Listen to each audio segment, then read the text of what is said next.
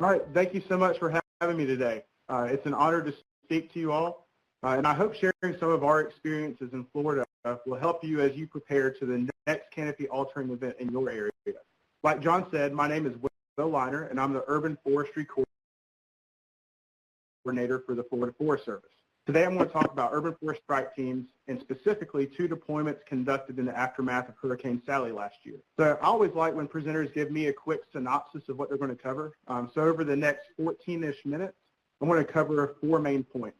What urban forest strike team is and what we do, how UFST deployments are initiated, a dive into the Hurricane Sally deployments in Florida and Alabama, and finally, how communities are actually using this data.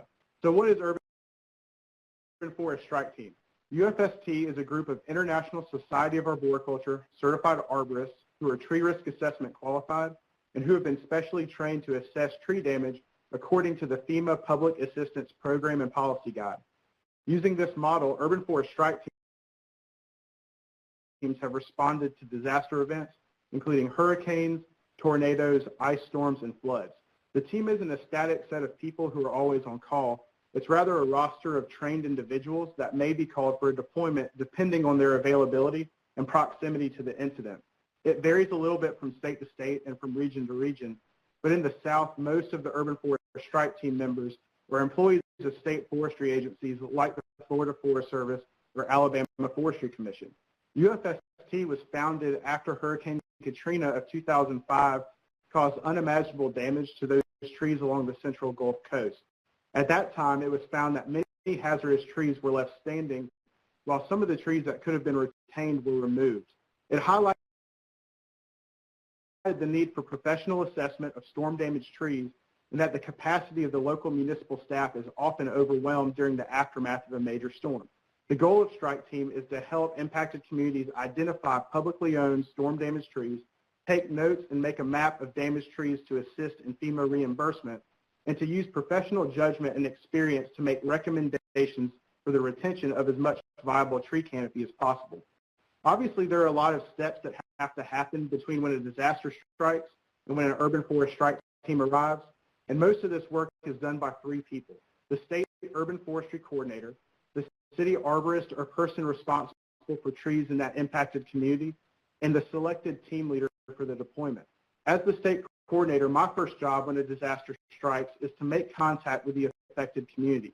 For a hurricane, where we usually have a few days' notice, I try to make contact with the cities in the projected path a few days before landfall. It's usually not a long email or phone call because obviously they're busy preparing for the storm, but I do use it to open the line of communication and to remind them that UFST is available to help if needed. After the storm, I follow up with the community and I contact our local county foresters to see if they might need assistance. And during this time, like Steve was showing earlier, I'm using any imagery I can find to look at the damage to public trees. The information is vital to determining what size team you might need and estimating how long the team might need to deploy. If the city arborist says they need a strike team, we begin planning the deployment immediately. The first step is to formally request the team through a local emergency operations center. At least in our area, that request is routed directly to the state forestry agency, and we'll be able to accept the request from the team. After accepting that request, I find the team leader and coordinate between them and the community to set our scope of work and establish when the team will arrive. After that, the team leader and I will continue working on the deployment logistics and stay in close contact with the city until we arrive on deployment.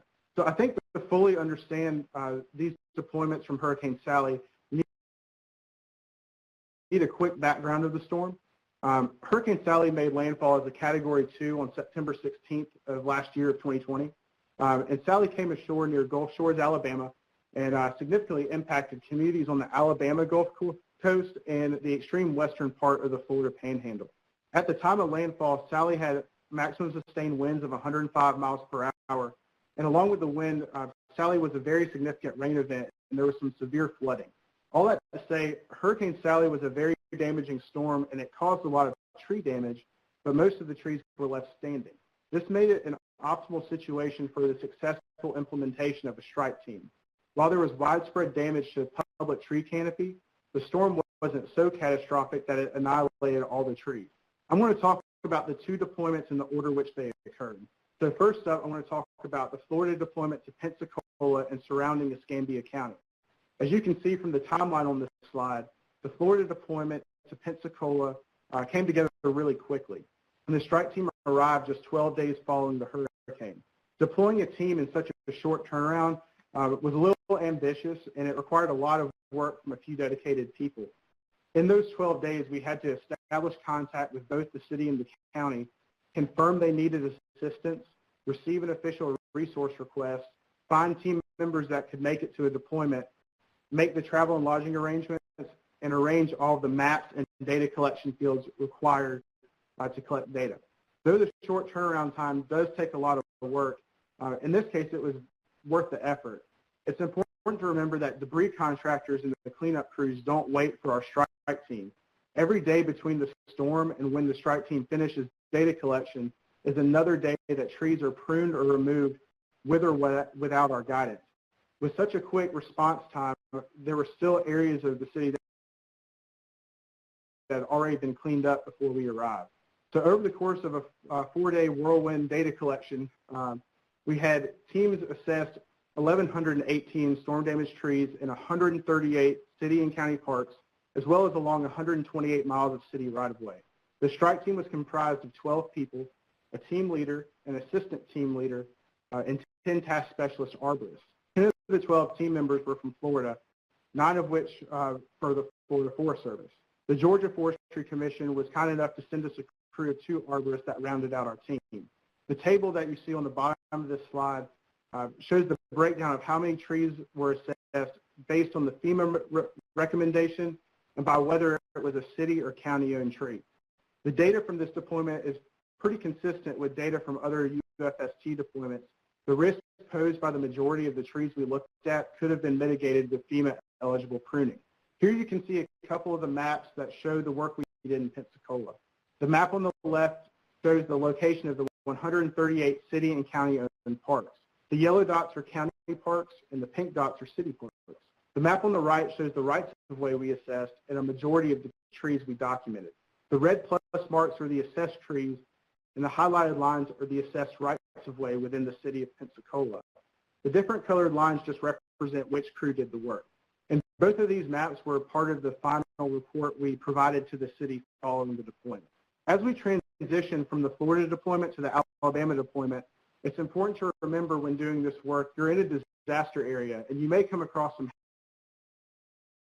hazardous or unpredictable situations. We always tell the teams to stay aware of their surroundings and to wear proper PPE. In this photo, you can see there's a hollow tree along a right-of-way that was full of bees. Luckily, the team leader for the Florida deployment noticed this before he got too close and didn't get stung, but I can't imagine that the SAW crew was as lucky. So the Alabama deployment was also in response to Hurricane Sally and successfully provided data to some of their impacted communities. However, there are a couple of key differences that deserve some exploration between the two deployments. The first was the timeline. The Alabama deployment occurred a couple of weeks following the Florida deployment, and the team arrived on October 12th, 26 days following the storm. This timing difference is mostly due to the preparation time needed to organize a team with crews from various states. But there was an additional delay because of another hurricane that was impacting the Gulf Coast. As we heard in the last presentation, the Atlantic Basin was highly active in 2020. It had more named storms than any other year on record. But this longer planning phase had some very important benefits that helped the Alabama deployment.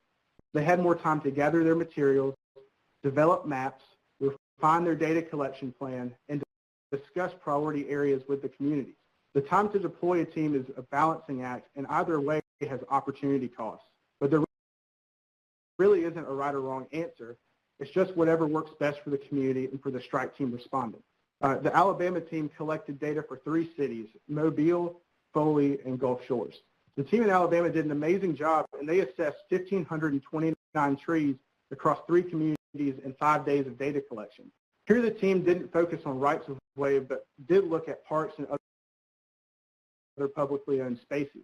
The difference between the Mobile deployment and the Pensacola deployment is a good reminder that no two are going to be identical, and that the program is adaptable to the needs of the affected community. Another difference was the team makeup. There are 14 team members present in Alabama with members from 7 states: Alabama, Georgia, Mississippi, Oklahoma, Tennessee, Texas, and Virginia. As you might imagine, it takes more preparation to bring in resources from other states, and Alabama's Urban Forestry Coordinator, Dale Dickens, did a great job in pulling this deployment together. The makeup of this team also shows that Urban Forest Strike Team often operates as a regional initiative, and the ability for other states to help those in need is a cornerstone of the program's success. This map shows some of the work done on the Alabama deployment. The green plus marks are assessed trees, and the polygons with differently colored hatch marks are areas to be done by different task specialist crews. This is another example of how the core process and type of data doesn't change, but the deliverables and maps for each deployment are a little different and tailored to the needs of the community. So after a deployment, I think one of the most important questions to ask those involved is, what did we learn? Without taking time to think about the lessons learned and put those thoughts to paper, the program won't improve for the next time we need to deploy. After some long discussions with my team and the coordinator and team leader from Alabama, here's some things we collectively learned that might help you if you choose to use this program. First, timing is everything. I've mentioned it before, but there are pros and cons to deploying quickly or waiting. The longer you wait, the more trees will have already been removed without having an arborist look at them. But on the other hand, deploying too early can put your team in the way of response crews and make it difficult to find necessities like water, supplies, and lodging for the team. Next, communication is key. When you have 5 or 6 crews working in a disaster area, it's important to always know where they are and how to reach them. Not just because it's a safety issue, but because the team leader is always needing to find the crews to bring them more supplies. In Pensacola, we used an app called Life 360 that was great, and it allowed us to see where the crews were in real time. The team in Alabama didn't use this app and said it was something that they'd wished they had had. Thirdly, be prepared. Know that there are going to be a lot of response and recovery workers in the area, and make sure you bring all the equipment you need with you. We had to buy a couple of hard hats and marking paint while on the deployment in Pensacola, and it took going to several stores to find what we needed.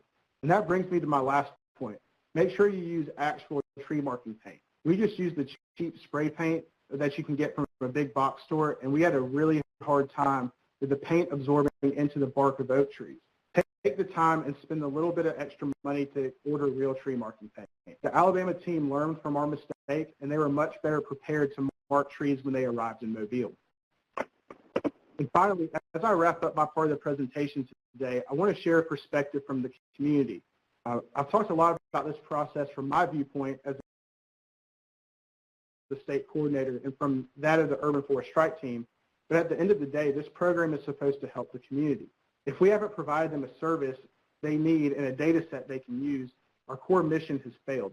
So earlier this year, I reached out to our contact person with the city of Pensacola and asked them how they were doing in the months following the storm and if they'd been able to use the information we provided. The quote on this side was part of his response. The city is actively using the data to drive their reforestation plan, and this experience has highlighted the need for the city to pursue a tree inventory. So all in all, though slightly different, both deployments provide a valuable service to communities affected by Hurricane Sally in Alabama and Florida. So thank you again for having me on today. If you'd like more information about Urban Forest Strike Team or would like to hear more about the behind-the-scenes work required to start a deployment, please feel free to call or email me anytime. With that, I'll turn it back over to John, and we'll be happy to answer any of your questions during the allotted Q&A time. Thank you.